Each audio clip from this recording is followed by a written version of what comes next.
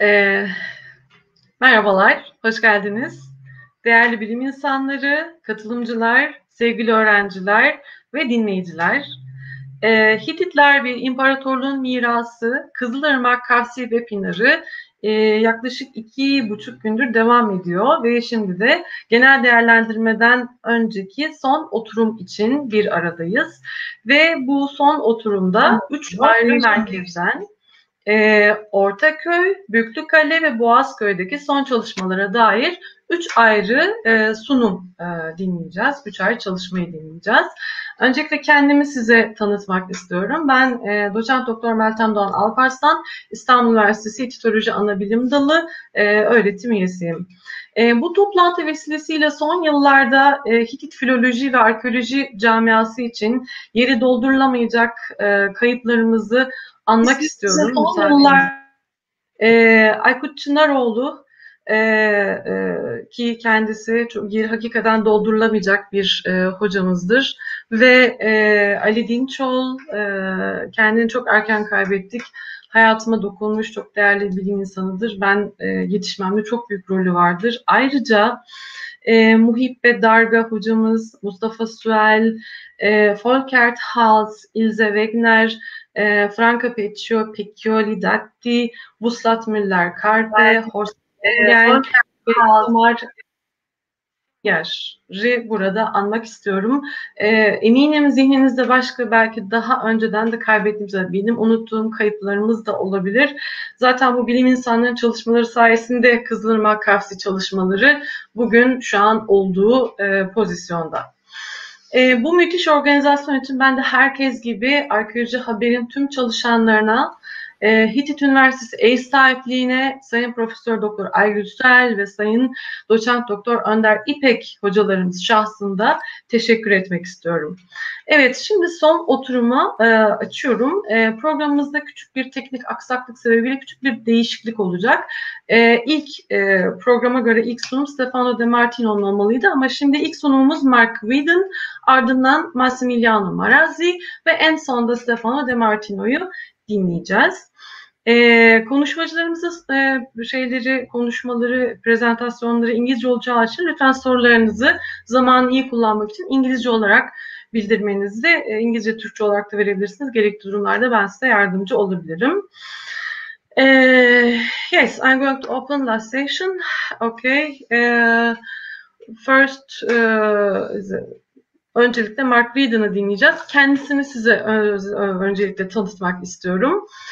Dr. Mark Whedon, School of Oriental and African Studies, London University'de tarih bölümünde eski yakın doğu çalışmaları alanında senior lecturer olarak çalışmaktadır.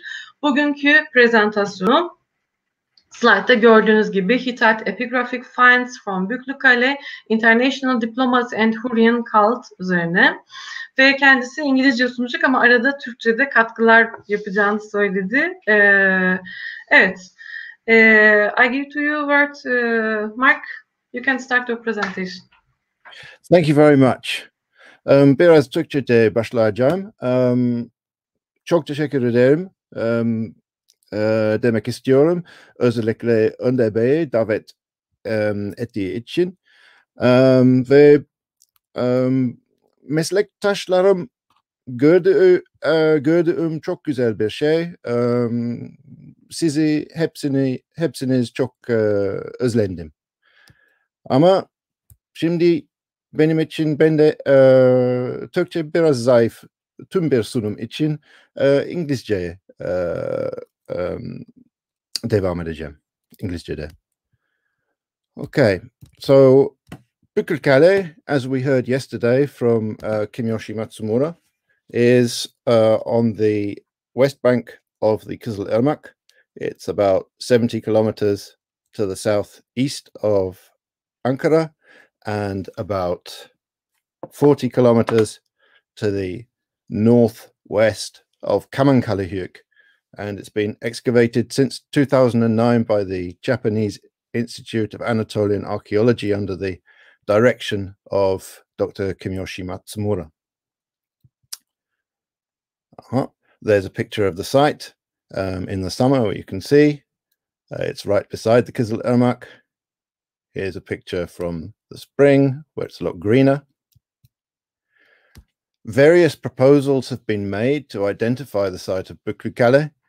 It has been identified by Bayamovich with Waxusana, which was an important place during the Assyrian colony period, the Middle Bronze Age. It's been identified with Durmita or Durhumit by Massimo Forlanini. Again, an important place during the Middle Bronze Age Assyrian colony period, but one that also continued in importance during the Hittite period. It's been identified with Nenassa by Carlo Corti, Nenassa being quite an important place during the Hittite period, but also attested during the earlier Assyrian colony period, and also with Waskhania by Ahmed Unal, and now most recently with Salatiwara by Özlem Sirgavas. Both of these also being very important places during the Assyrian colony period, which continue to some extent during the Hittite period. So today I'm just going to talk about the cuneiform tablets which have been found at Buklukale. There's been a lot of hieroglyphic, Anatolian hieroglyphic findings as well from Buklukale, which you will have seen in Dr. Matsumura's presentation yesterday. But today I'm just going to talk about the cuneiform finds, and we only have 5 so far, and they are also very, very fragmentary, but they are very, very interesting. So thus far we have 3 letters, 1 text which I am classifying as diplomatic, and 1 text in the Hurrian language. Here are the find spots of the tablets that have been discovered so far. In all cases but 1, the find spot is secondary, i.e., that means that the tablets had been thrown away during a later period. So, for example, they are found in Ottoman fill levels or in Iron Age levels. Only the tablet BKT2, that stands for Buklukale text number 2, it was found in a Hittite level, although not in its primary location. Here we have the topographic map, again illustrating where these tablets have been found. As I say, they are all secondary locations, and the only one that is not that is even a Hittite level is BKT2. So we start off with BKT1. This is perhaps the largest fragment that we have. It displays the kind of clay that is used for writing at Boğazköy in particular. This is a fragment that's about the size of my hand, I suppose. Its cuneiform sign forms indicate that it must have been written in the early 14th century BC. So we have a number of older sign forms that are used in the cuneiform, and we also have some more recent ones. And it looks like the kind of writing that you get at Mashhad Höyük, for example. So early 14th century BC or around there. As far as the content is concerned, I think that this fragment of a letter is about detention of messengers. So the word delay is mentioned 3 times. We also have mention of a messenger a couple of times, and indeed your messenger is referred to. Your messenger knows something. And then there's someone called Samiandu who also knows something. He may be the messenger who is referred to as your messenger. We don't know this Samiandu from any other text. Then a bird is mentioned. It's unclear whether this is a bird oracle or whether this is some kind of proverb.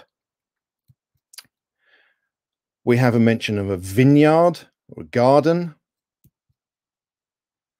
And then there is also mention of your country and opposed to these countries. And then there's also a message of a mention of a festival. So it's quite difficult to work out what exactly is going on in BKT1, the first tablet that was excavated in 2010, but it seems to be some kind of diplomatic correspondence concerning detention of messengers, which is a frequent occurrence in the correspondence of the ancient world, that when a messenger came to you, you were able to kidnap them, as it were, and keep them as hostages. Now, that already raises questions. Bëklükale is not very far from Hattusa. If this letter is in fact about detention of messengers, then it shows that the people who were receiving this letter were possibly not very friendly to the Hittites. So then we have BKT2, which was excavated in 2013. Again, a very fragmentary text, but it seems, although the word is not completely preserved, it seems to have an address to my son or my majesty, son, S-U-N there. This is what the Hittite king called himself and how he was addressed by his subjects. And it seems to have that exactly where you would expect it in a letter. So it's not completely certain, but it's a good possibility and interpretation of the traces. Then we have this one, BKT3, which was excavated in 2016. This has, again, it's a very small fragment, but seems to contain diplomatic language. And physically speaking, because of the curvature of the face on which the writing is impressed, I think that this must have been quite a large tablet. And that's important because larger tablets, single-columned larger tablets, are usually earlier.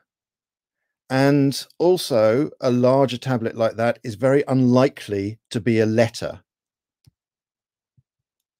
If we look at the contents of this small fragment, it seems to be like a letter in that it's addressed to someone in the second person singular, and it talks about diplomatic themes.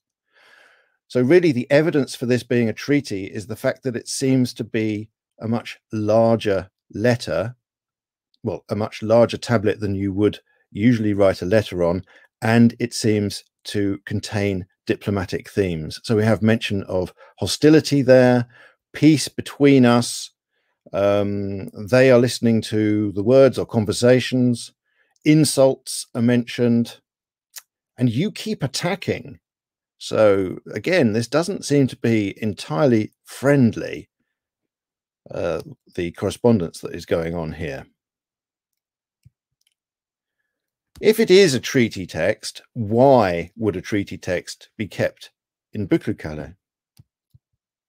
Well, it could be the case that the tablet, was on its way to somewhere else. So Bëklükale was being used as a postal station, if you like. Or it could be the case that the treaty partner was at that time living at Bëklükale, and that Bëklükale did not belong to the Hittite Empire at this time, or Bëklükale was necessary for the Hittite center to have the support of Bëklükale. So it's as if Hattusa is trying to persuade whoever is in charge at Bëklükale that they be friendly with Hattusa, whereas the exchange that we see in those two documents that we've just looked at, BKT1 and BKT3, indicates a less than friendly relationship. What kind of period do we know about where this might have happened, this kind of relationship might have been the case? We have the period of the early 14th century BC, which is referred to as the concentric invasions, i.e. a time when the central area of Hattusa was invaded from multiple sides, from the north, from the east, from the west, from the south. And particularly we have this one mention in a later text: the Kaskian enemy came and sacked the Hatti lands, and he made Nenassa his frontier. There with this town Nenassa that has been mentioned as one of the possibilities for the identification of Büklü-Kale. BKT4, again, a very, very small fragment, as you can see here. It's just a tiny bit of the corner of a letter. It clearly is a letter because it starts as all letters start, but it seems to be addressed, if I have understood it correctly, to someone who is called the priest. There may be other possibilities that I haven't thought of for interpreting this, but that seems to be the best one that I can think of. Now, there are various people who are called the priest in Hittite history, and it's a name particularly that is used for members of the Hittite royal family. So there was a priest Kantutsili in the late 15th century, and there was a priest Telepinu, for example, in the late 14th century. Now we come to the final text that I'm going to present to you, which is written in Hurrian language and was unearthed in 2019. This is difficult to date from the cuneiform sign forms. Those ones that are identifiable seem to indicate a later date, so the 13th century BC, but it's not entirely clear. So, for example, this sign form is broken. This one may have a stone, as I'm referring to there, if you can see my cursor, where we would expect another one of the wedges.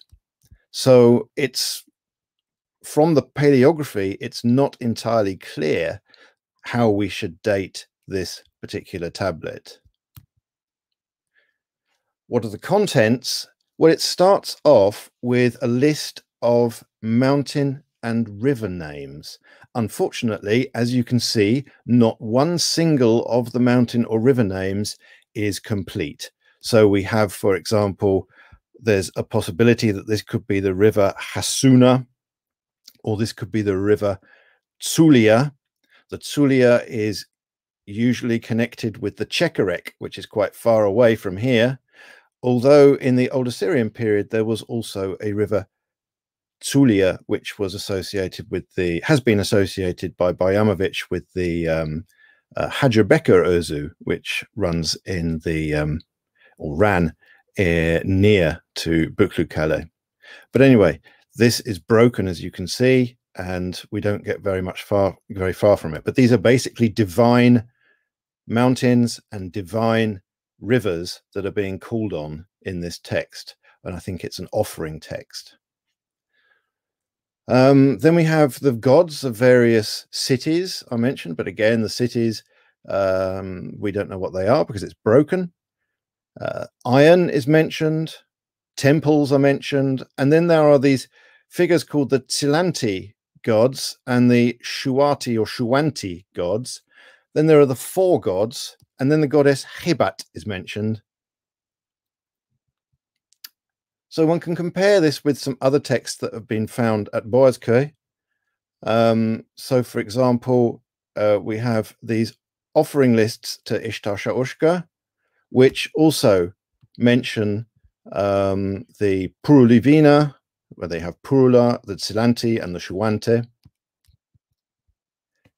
And here another text which mentions Puruluvina, Shuante, and Zilante.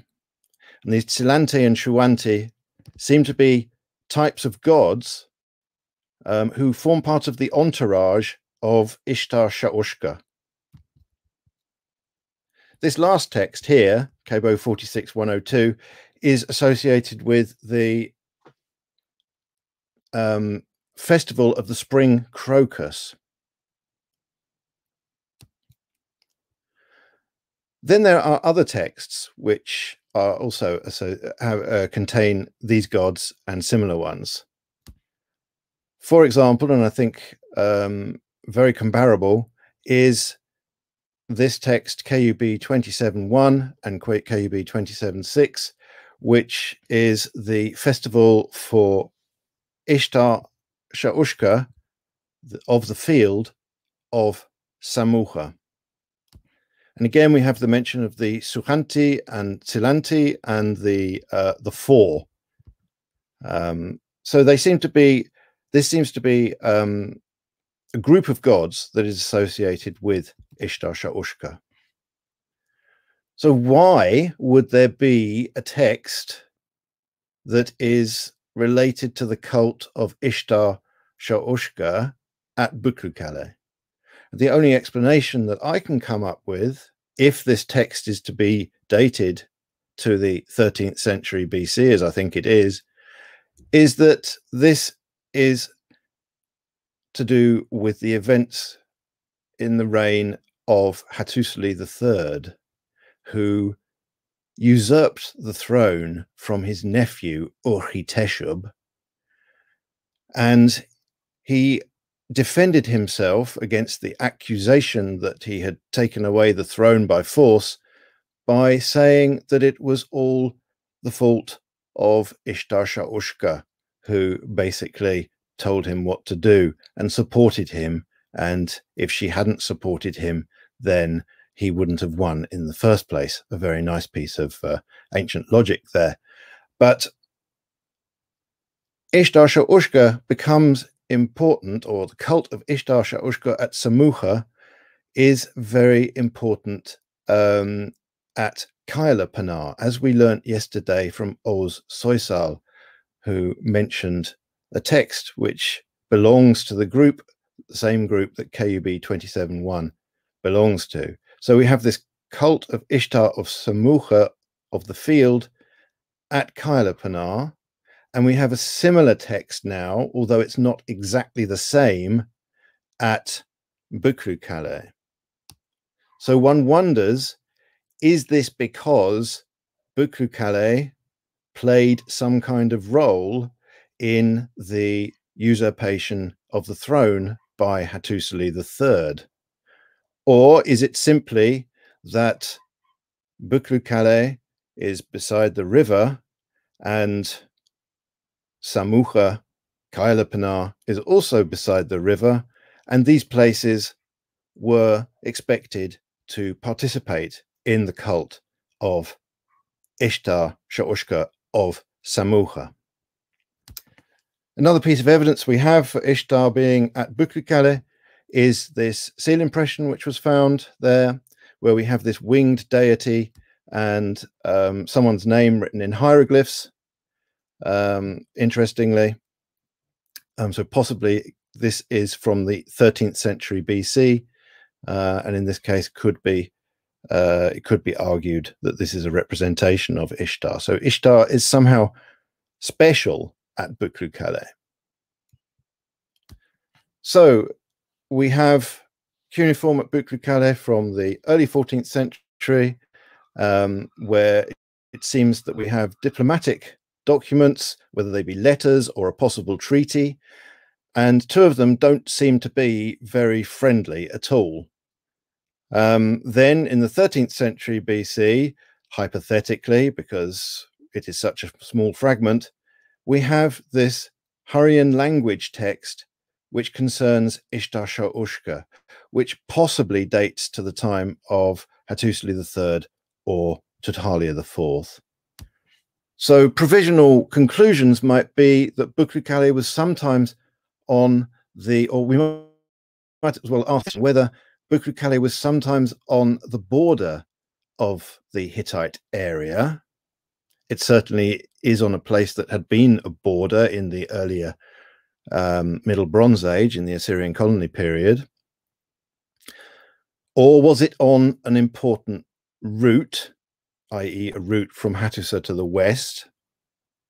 But it seems clear that, as my colleague Dr. Matsumura suggested yesterday, that the Hittite royal family was very interested in Bukru Kale because it needed the support of Bukru Kale, possibly because of its key location on a route and beside a river.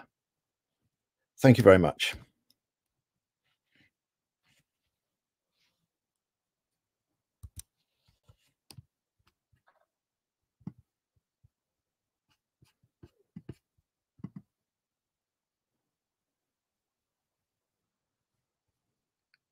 Hello?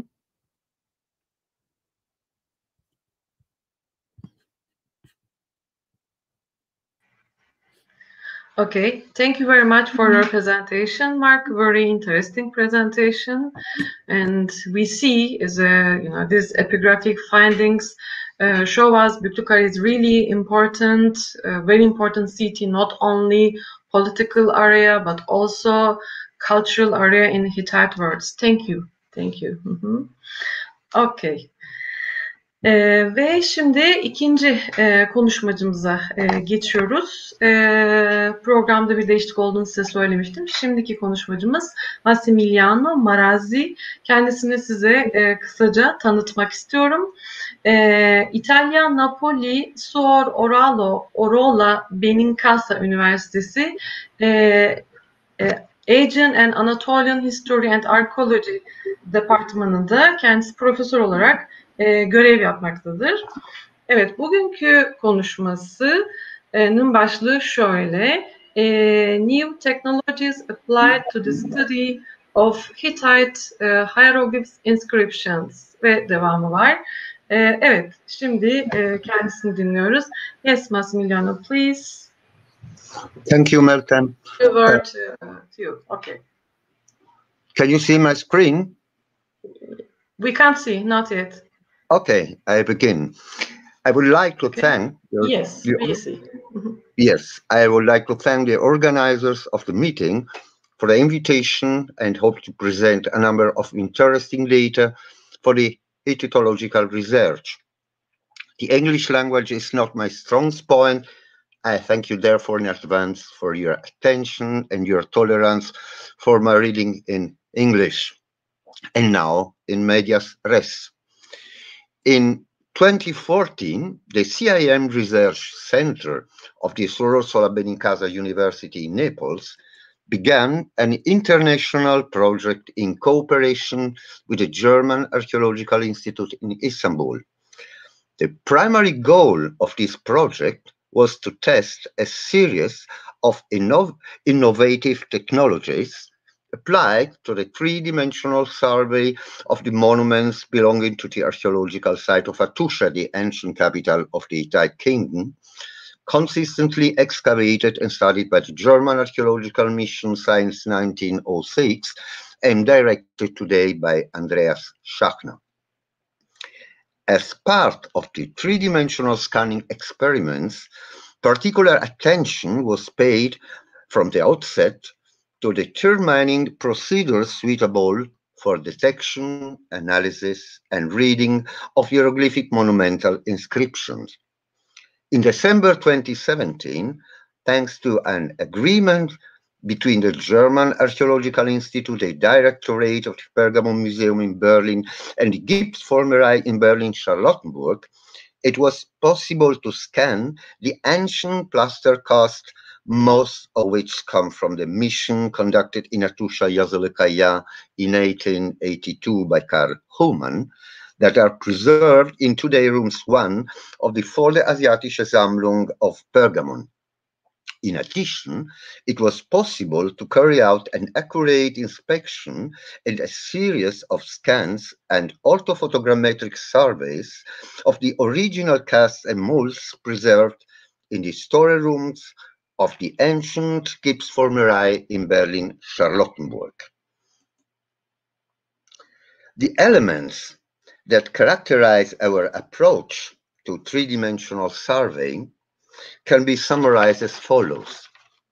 Use of different scanner technologies in parallel to the same area defined by a network of georeference markers to connect the respective point clouds generated.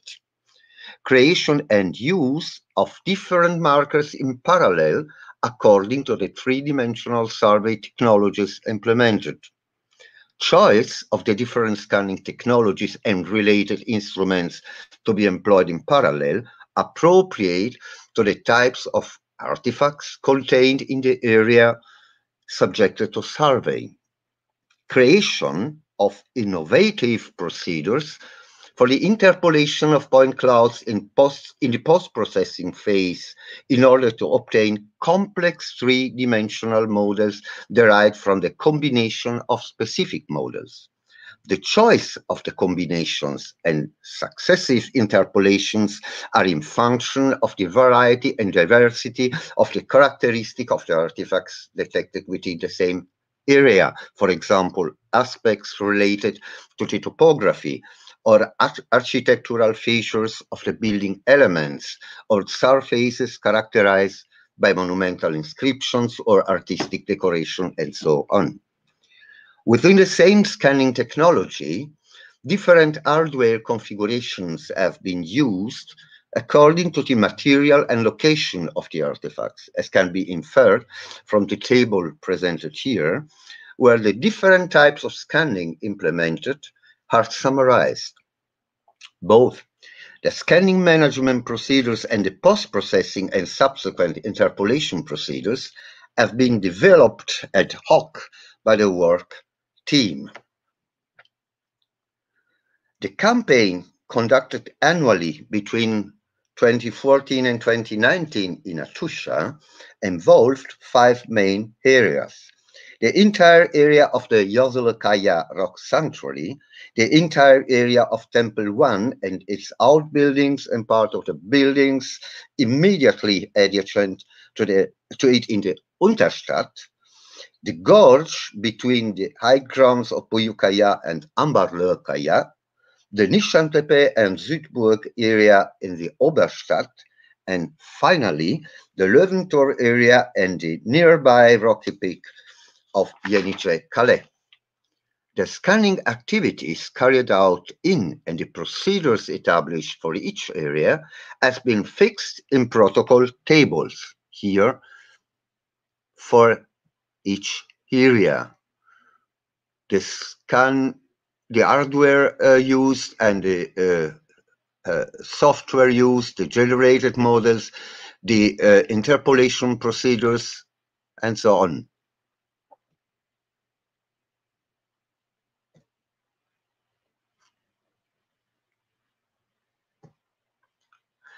In order to illustrate the work done, some particularly interesting case studies relating to the monumental hieroglyphic epigraphy are presented here.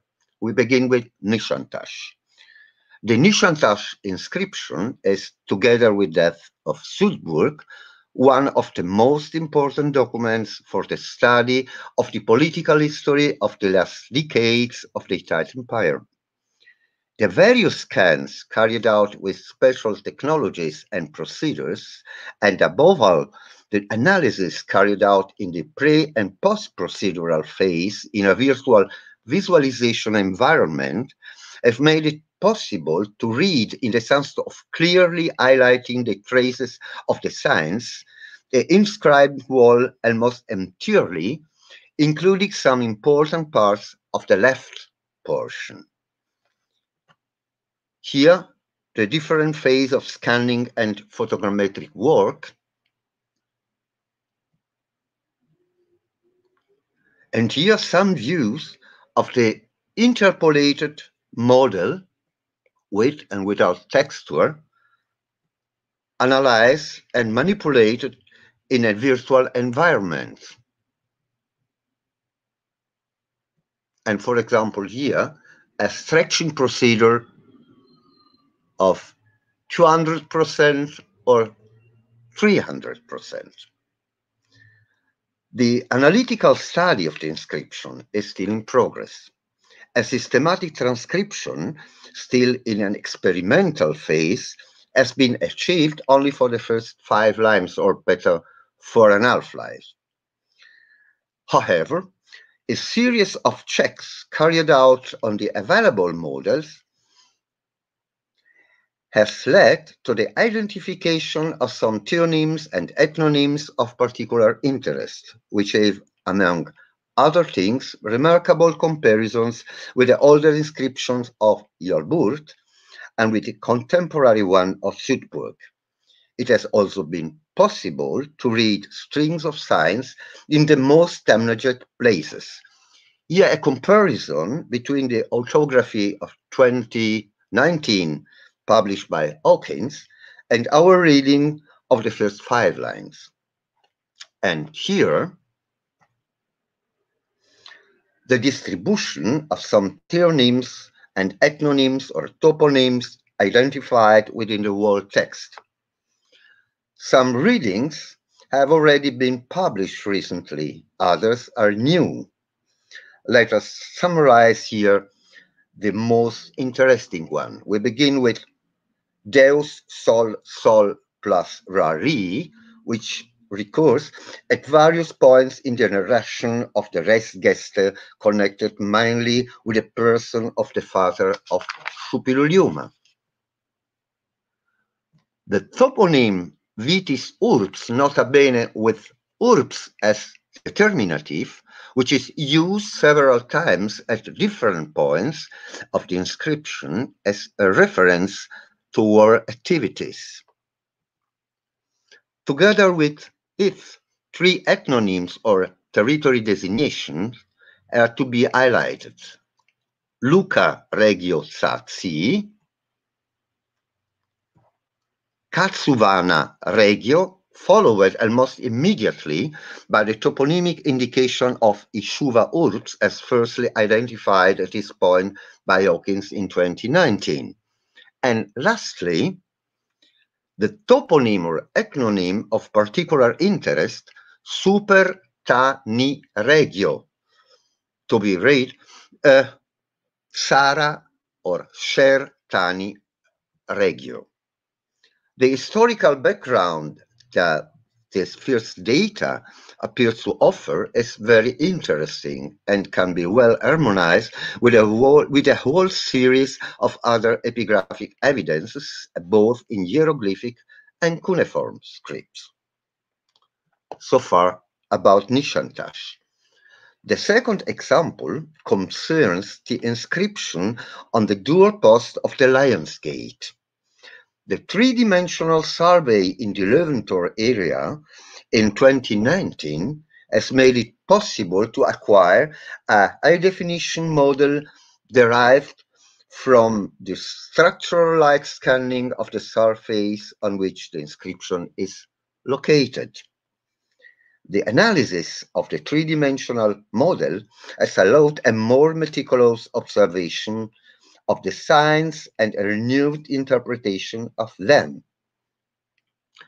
This applies, first of all, to the first signs, which is certainly attributable to Laroche 363. The second signs, which can now be read without difficulty, is in our opinion interpretable as a variant of Laroche 296 or 297. The legs of the stylized Schemel throne here are not represented diagonally to form an X, but open vertically, simply because they include the signs 3 and 4, thus forming a harmonic composition. The signs 296, 297, as established by Forlanini and Hawkins, correspond to Hittite Gish, Kush, Sharpa, that is sacred place or place. The signs number 3 and 4 clearly refer to Laroche 186 or 445. The three-dimensional model shows that the shape is not as schematic as it can be represented in Neves autography. Together with the 5 signs Laroche 105, UA, they form the well-known word Lulu or Luvian Lulut. The last sign is undoubtedly a variant of Porta 2, Laroche 239, now well attested for the second millennium also on glyptic. A careful examination of the form of these last signs on the basis of the model generated by structured light scanning offers an interesting new result. Our signs fit perfectly in the repertory for Porta 2 present on monuments or glyptic of the second millennium BC. It shows, however, the singular peculiarity of the insertion of a sort of U element in the upper part of the H shape of Porta, normally rendered graphically like an H with insertion of a double stroke at the top. However, the supposed U signs turns out to be only a visual effect of the tracing of 2 parallel vertical bars by means of the Einpunzen technique. The same phenomenon is also detectable based on a careful examination of three-dimensional model for the lower part of the H of Porta. The other of this inscription also shows in the composition of Tronus plus Lu a tendency of an inclusive representation of the signs, a practice well known since the most ancient epigraphic attestation of glyptic, but also present of the monumental inscriptions of the late 30th century BC. In practice, next to the merging of Tronus plus Lu, we would have here a merging of Porta plus Mi. With this last inscription, we have approached a particular category of hieroglyphic inscriptions found in Hattusha, that of the extemporaneous inscriptions made with the so-called Einpunzen technique identified by Kurt Bittel already in the 70s of the last century. Their presence is documented in both the Ober- and Unterstadt. There has been much discussion about their function. We will not go into that discussion here, but limit ourselves to the technical aspects of their representation. In fact, since 2018, their systematic orthophotogrammetric and three-dimensional survey with structured light dynamic scanning has begun. We present here 2 examples relating to the inscription Hawkins 22, now in the Bois-Calais Museum, and Hawkins 15, still in situ. Here, some examples of the model of Hawkins 15, with and without texture, and the analysis in virtual space under different lighting conditions and stretching degrees of the right-hand orthostat.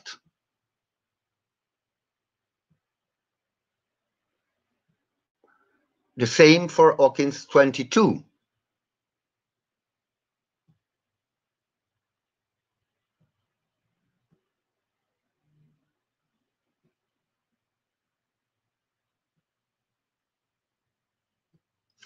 And to conclude, the latest news about Yazılı-Kaya. We have now a georeferenced detail map and a complete georeferenced orthophotogrammetry of the whole area. On this basis, it was possible to interpolate the high-definition models of the individual reliefs of the corresponding inscriptions of Kammer A and B, inserting them into the general model generated by TOF laser scanning of the rock sanctuary. Here, two series of the male procession of Camera A, and in the background, the texturized model of the rock surface. The reliefs are perfectly inserted in the model or interpolated in the model of the wall of the sanctuary. The models of the reliefs would allow a more in-depth evaluation of the sculptural features and the possible phases of their execution. The three-dimensional surveying campaigns of the cast and matrices of the Jesu de Calla reliefs, carried out in 2017 at the Pergamon Museum and the Gipsformerei in Berlin, has allowed not only a check of the hieroglyphic inscriptions and of some details of the reliefs, but also, in some cases, the virtual reconstructions of part of the inscription no longer present in situ. Here the case of the inscription 46a, the scanning of the mold of woman, still present in the Gipsformerei of Berlin, has allowed a virtual restoration of the wall model as it appears today in the generation of a complete interpolated model. To sum up, for about half of the inscription of the 64 reliefs of Camera A, the ongoing analysis of the developed models has led to the determination of better readings or the disambiguation of controversial readings. Finally, the very recent identification along the western wall of Camera B of a new reliefs, perhaps to be interpreted as a solemnly proceeding female figure immediately before the window preceding the edicula of Tucalia, leads to reconsider the development phases and the decorative sculptural program of Camera B and the chronological sequence of its access points. Thank you.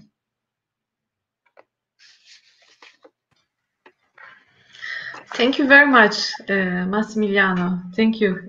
Thanks to this technology, we will learn a lot of things. I learned a lot of things. Thank you. And this technology, new technologic system, really helped to more understand, to study of Anatolian hieroglyph. I see. Okay. Your presentation reminded me to read this inscription from beginning to end again. I have to read again. Thank you. Thank you Massimiliano. Evet, şimdi son konuşmacımız olan, bu oturumun son konuşmacısı olan Profesör Stefano De Martino'yu davet ediyorum. Kendisini kısaca tanıtmak istiyorum. Università degli Studi di Torino, Torino Üniversitesi'nde kendisi Dipartimento di Studi Storici, yani eski tarih çalışmaları alanında bölümünde Hititoloji profesörü olarak görev yapmakta ve bugünkü sunumunun bildirisinin başlığı The Tablets of the Hurrian Itkazi Ritual Coming from Chapinova. Yes, Stefano. Good afternoon, Meltem. Thank you very much for your presentation. And first of all, I would like to thank the organizers of this beautiful conference for having invited me. I wanted to thank Dr. Fatma Kaynar from the Istanbul University, who has translated into Turkish my handout. I mean, it's one of your ex-former students, and she studied also in Torino, so she is the symbol of our collaboration. I would like to present today the first results of the joint project we have on the Hurrian tablets from Sapinua. As you probably know, the archive of the Building A in Sapinua preserved more than 600 Hurrian texts. And Professor Agül Souel, who is not only a colleague of mine, but a very good friend of mine, is the leader of an international project devoted to the study of these tablets. And to this project, also Professor Wilhelm and Professor Giorgeri collaborate.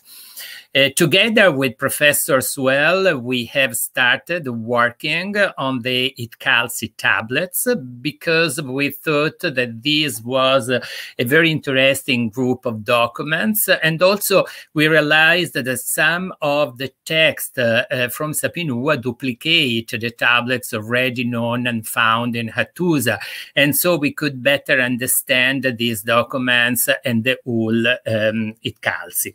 At the beginning, we would have not assumed that, our image, our idea of the ritual would have so dramatically changed due to the discovery of the Sapinua tablets. As you know, the Itkalci text coming from Hattusa had been published by Volkert Haas in 1984 in the first volume of the Hurrian Corpus. According on the tablets known at that time, Volkert Haas argued that the Itkalci was traded by two different versions of this ritual.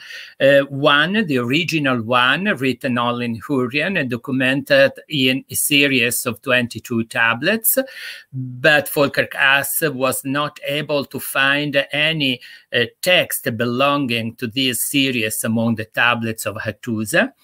And a shorter, reduced version of the Itkalci, written in Hittite and in Hurrian, and documented from a series of 10 tablets. Working together with Professor Souel on the Itkalci tablets from Sapinua, we were able to distinguish among at least 4 different versions of this ritual. And then I will try also to explain why so many compositions that derive from the original text of the Itkalci. The original composition was written on 22 tablets. It was written only in Hurrian. Currently, we were able to identify 4 tablets belonging to this composition. One is the 3rd tablet, which is documented from a text from Ortaköy, is the tablet Ortaköy Nanti 1494. And it duplicates 4 tablets coming from Hattusa. And please, Fatih, next page of the handout. And these tablets preserves rites performed for the purification of the body of the queen. The text number 20 in the first volume of the Hurrian Corpus quite duplicates these tablets, but the difference is that the rites performed have the purpose of purifying the body of the king. So we found exactly the same sentence, the same rites, but the 3rd tablet is for the purification of the body of the queen, and the tablets number 20 of the Hurrian Corpus is for the purification of the body of the king. This tablet doesn't preserve the colophon, so we don't know what its position was in the series of the 22 tablets. All these texts are written in Middle Hittite script, and we can argue that they had been written at the time of the first performance of the ritual during the reign of the king Tudhkalia II Tasnishari. Another tablet belonging to this series is the tablet number 6 of the first volume of the Hurrian Corpus, and it preserves an evocation of the pure water of springs and rivers. And as I will say later on, this portion of text exactly duplicates another tablet coming from Sapinua that belongs instead to a different version of the Itkalsi ritual. Next page, please. And then the most beautiful discovery and surprise for me, for Professor Suell, was finding the 11th tablet of this series. This was a very important result because the colophon of the tablets already known from Hattusa stated that the original composition was in 22 tablets, but none of the text from Hattusa went farther than the 10 tablet. So we didn't know whether the statement of the colophon actually corresponded to the original composition. So the discovery of the 11 tablets confirmed that the original composition of the Itkalsi was much longer than 10 tablets. This tablet coming from Sapinua is not duplicated by any text discovered in Hattusa. It is a very long tablet and also very well preserved, only in Hurrian language. And these tablets gives very useful information concerning the purpose of the ritual and the time when it was preserved. But I will say a few words on these later on. Then we argued that there was another version of the Itkalsi derived from the original one written in Hurrian, and the colophon is of two of the tablets, that preserves this version. States that it is the great Itkalsi ritual, probably reduced recension of the Itkalsi, though with a lot of rites and invocation and prayers. This great Itkalsi ritual was written in Hurrian and Hittite. In Hittite, there were the prescriptive portions of the text describing the actions of the performers, and only the evocations and the incantations remained in the Hurrian language. The tablet from Ortaköy 1473 that duplicates the tablet number 5 of the first volume of the Hurrian corpus belong to this version of the text. The colophon is fragmented, and hence we don't know whether this tablet is either the third one or the second one of the series, and we don't know how many tablets composed this series. This tablet duplicates the evocation of springs and river that we have already mentioned, and derives from the original Hurrian composition. And then another very interesting version of the Itkalsi is documented from the tablet number 9 of the first volume of the Hurrian corpus. These tablets duplicates the text from Ortaköy 9012 and 98, and Professor Suell and myself are currently working on this text. This is a very interesting document because it derives from the original composition of the Itkalsi, but the ritual can be performed for any ritual patron, thus no more from the king and the queen. The same is for the great Itkalsi ritual, but the difference between these two compositions is that the 10 tablet recensions document rites that differ according to the gender of the ritual patron, whether he is male or she is a female.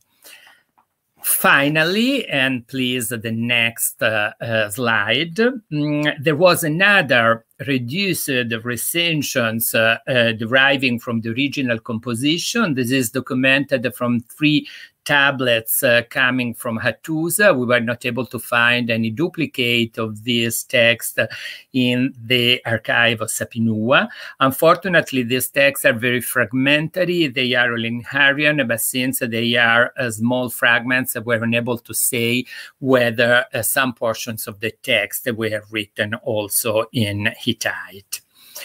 And now some questions concerning, the meaning and the goal of this ritual. The first question is, who is the ritual patron and who is the ritualist? Concerning the first question, the answer is very easy because the tablets, and mostly the 11th tablet of the original Hurrian composition, always mention King Tasmeshari and Queen Tadukepa as the ritual patrons. So we can safely say that Tudhkalia II, III and his wife were the ritual patrons of the original Hurrian compositions. The text was in Hurrian, the ritual was performed in Hurrian, but as is well known, the Hurrian language and the Hurrian tradition were appreciated by the Hittite court starting from the time of Tudhkalia I. It is generally assumed that the Itkalsi ritual derives from the Kitswatnian tradition. And indeed, there is a tablet catalog that mentions the Itkalsi, and this tablet also preserves other rituals deriving from the Kitswatnian tradition. But we argue that the original composition may come from the Mitannian tradition. This assumption is supported by the portions of the Itkalsi that mention the springs and river whose pure water was used as materia magica. If we look at the geopolitical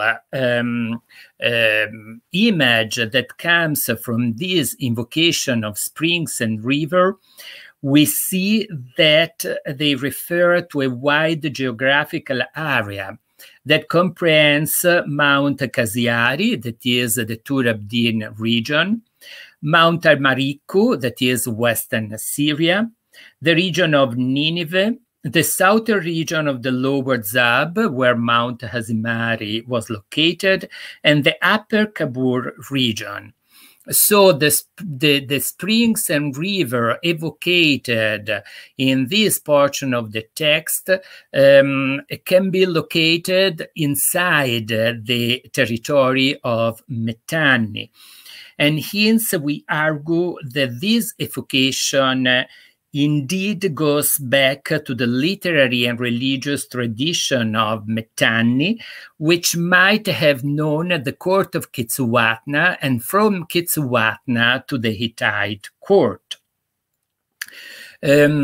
Concerning the way by which these Kitswatnean rituals reached the Hittite court, I refer to the beautiful STBOT book written by Jared Miller.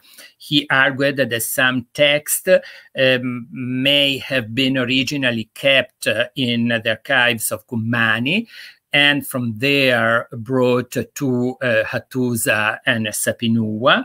But we can also imagine that ritual experts may have also orally transmitted some of the rites and repertories documented from the Itkalsi, as well as from other Kitswatnean rituals.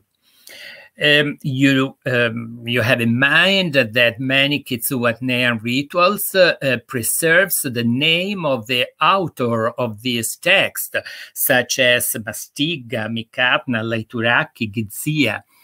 Instead, none of the tablets of the Itkalsi mentions the authorship, mention the ritualist to whom we could attribute this text. Next page, please.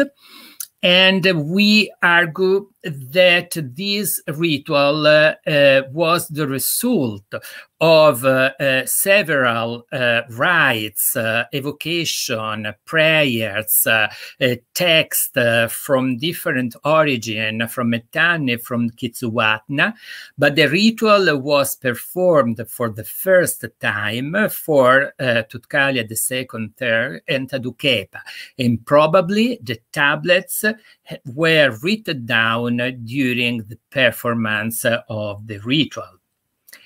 Why and where was the ritual performed? Concerning the place where the ritual was performed, the colophon of the Itkalsi tablets state that the ritual was written by command of His Majesty in the town of Zitkara at harvest time. So we assume that the Itkalsi was performed for the first time for the king and the queen in the city of Zitkara, which is not far from Sapinua. But why in Zitkara and not in Sapinua? In my opinion, a purification ritual so complex as the Itkalsi was should have been performed in a place different from there the king, the queen went to reside and live. Probably Tutkalia II Tasmeshari and Tadukepa reached their royal palace in Sapinua after having been purified, completely purified, thanks to this ritual in the city of Zitkara. In this way, their residence in Sapinua would have been poor and no pollution would have contaminated this place and the royal couple. Why was the ritual performed? The 11th tablet suggested that the ritual was performed on the occasion of the wedding of Tutkalia II Tasmeshari and Tadukepa. In this text, we find a beautiful sentence such as, "May you love each other, Tasmeshari and Tadukepa. May your wedding be happy." For this reason, Professor Swell and I argued that the ritual was performed on the occasion of the wedding of the king and the queen.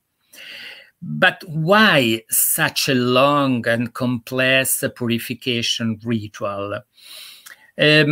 Other sentence and rites that we find in this text suggest that the ritual was performed to increase the fertility of the royal couple. Of course, any king needs an offspring. We know that Tutkalia Tasmeshari had two wives, Sadandukepa, the first wife, who disappeared or died or was exiled, and Tadukepa, the second wife, who survived the death of his husband and was queen also during the first part of the reign of his son-in-law Suppiluliuma. Tadukepa certainly was the mother of Henti. We don't know whether she was also the mother of Tutkalia the Younger and his brother. That Tutkalia the Younger had brothers is documented for one of the Mursili II prayers for the plague. So our assumption is that Sadandukepa may not have borne children, offspring to Tutkalia Tasmeshari. This might have been the reason why she was abandoned and the king married a new wife in the person of Tadukepa. if indeed the ritual was performed for assuring the purity of the king and the queen and for assuring them an offspring, the ritual actually succeeded because Henti was born, and probably also Tutkalia the Younger and his brothers. The success of the performance of the Itkalsi might explain the reason why it was changed in a fill-in-the-blank ritual. A fill-in-the-blank ritual means a ritual that could be performed for a ritual patron different from the one for which the original ritual was performed or composed. Of course, a ritual so long, so complex, such as the Itkalsi, could be performed just for the king. A regular ritual patron probably could not afford such a complicated performance. And this might be the reason why the ritual was shortened, so the text was changed into a shorter document in 10 tablets, and probably also in other shorter version. And not all the ritual patron could understand Aryan, and this might be the reason why the text, portions of the text had been translated into Hittite, and only the litanies, the evocations, and the incantations remained in Hurrian. It is true that we have at least 4 different versions of this text. We have several duplicates of some of the text. So all in all, we have a huge amount of documents belonging to the Itkalsi ritual. And we wonder whether all these tablets indeed were used for the performance of the ritual, or some of them might have been written and copied just for a scholarly interest in this exotic composition that contained the so beautiful incantations and prayers. So that's all, and I thank you very much for your attention. Thank you very much, Stefano, for your rich and interesting presentation. Also, thank you, Fatma, for Turkish translation. Fatma is a very good friend. Yes. Stefano, your presentation involved a different approach to Itkalsi ritual. It's really, your answer, it's a lot of question what we had before about Itkalsi ritual. Thank you. I thank you. Evet. Okay. First of all, I would like to say we received a lot of compliments and many congratulations and thanks to your messages, to your presentations. Therefore, I would like to thank you on behalf of our listeners and contributors. And of course, a lot of questions. The first is Dear Mark, Tayfun Bey'den geliyor. Dear Mark, you know the Kulhöyük near Haymana Oyaca, it's not far from Büklükale. Archaeologists discovered some Hittite seal impressions and Hurrian seal. Do you have any idea about its localization? Thank you very much, Tayfun Hoca. That's a wonderful question. So Kulhöyük is, this is the Kulhöyük associated with Gavur Kalesi, yes. There have been various proposals, I think, for the identification of Kulhöyük. I think Forlanini proposed it to be Hartana, which is somewhere that a place that is attested in the Old Assyrian texts. But Ertem suggested Salatiwara, which has also been associated with Büklükale. I don't have any specific ideas myself, but it's interesting that Kulhöyük is, if you go from Büklükale, Kulhöyük and Gavur Kalesi are halfway to Sivri Hisar, which is where I would think the town of Salapa was located, and Salapa was the muster point for Hittite expeditions to the west. So I don't have any specific ideas myself about the identification of Kulhuyuk, but I think it must have been an important place on the route towards the west. Thank you, Mark.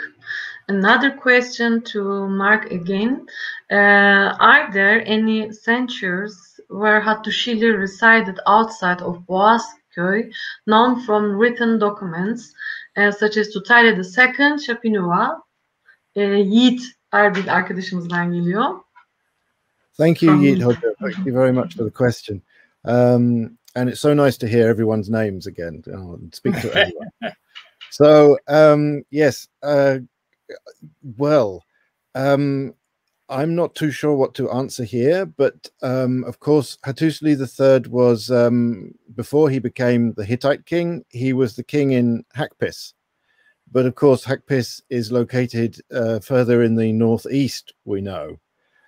So it's certain, and he gives a list in his apology of the towns and areas that his brother left to him before he became the king, before he usurped the throne from his nephew Oxiteshub. And I wonder whether some of these places he had a special relationship with, but as far as I'm aware, we don't know of him having an alternative capital in the same way as Tutalya II. Thank you for the question. Thank you, Mark. Another question again to Mark. We will tire you today. Thank you very much for your presentation. Rimzi Bey'den geliyor, from Rimzi Yağcı. Do you think that a possible integration between Hittite and Hurrians, 14th and 13th BC? Hello, Remzi. Thank you very much for the question, but this is more a question for Stefano, I think. Yes. He knows much more about it than I do. Stefano, will you answer this question? Yes, with pleasure. Yes, indeed, because mostly at the time of Hattusili III and Pudukepa, there was I would say, the second spread of the Hurrian language and culture. So it was something different from the first spread at the time of Tutkala I and Wanda Tutkala II, because at that time it was limited to the court. At the time of Hattusili III and Pudukepa, it involved also the elite of the Hurrian society, probably for the desire of emulation of the royal family of that time. Pudukepa loved the Hurrian tradition. The Ishua festival, and Meltem is the expert of the Ishua festival, the name of the princess, the name of the people. It was also a more global world with Syria inside. So why not? I am not able to say how many Hurrian-speaking people lived at that time. This is difficult to ascertain, but probably the Luvian and the Hurrian community in southeastern Anatolia were mixed, although probably the Luvians were much more and the Hurrian-speaking people were not so numerous. But I think that it was a kind of integration of these different cultures. Thank you, Mark. Thank you, Stefano. Another question to Whedon again. Please excuse my ignorance. I'm just utterly confused on how many different types of Ishtar or Shavushkas are out there. Ishtar Shavushka of Shamuha, Ishtar Shavushka of the field. And yesterday, Soysal was suggesting that goddess Abara might be the original local mother goddess, or simply the goddess of the city of Shamuha, who was replaced by Ishtar or Shavushka at the same point. And would you have a comment on this Anatolian Mesopotamian mix or match and or conglomerate of goddess? This question. Thank you very much, Doğan. That's a wonderful question. And again, I think Stefano would probably be better qualified to answer it than me, but I'll have a go because I did actually talk about Ishtar. So yes, I think the way you describe it as a mix and match goddess is absolutely spot on. That's very, very good. So Ishtar is, we have various different Ishtars who need to be worshipped according to the place where they come from.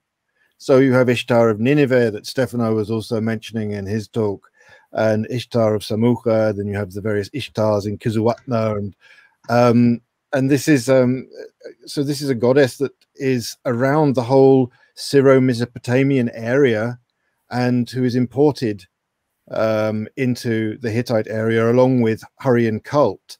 And I think this suggestion of Oğuz Hoxha that there was a local goddess who's been replaced at Samuka is very interesting, and one should consider that.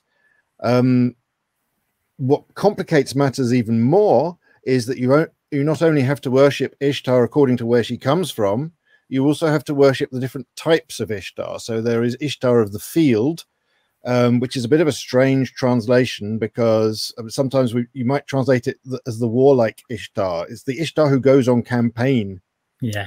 And this is essentially from a double meaning of the Hurrian word that describes her, which is can mean field and it can mean campaign.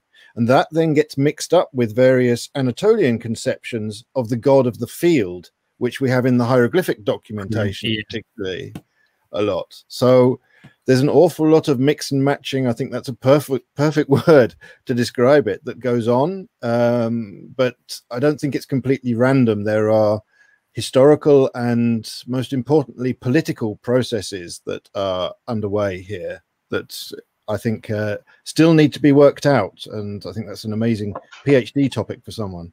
Yeah. Thank you for everything, my friends. Okay. Evet, bu son oturumu bitiriyoruz ve bundan sonra artık conclusion ve sonuçların konuşulacağı oturumda buluşmak üzere. Şimdilik hoşça kalın.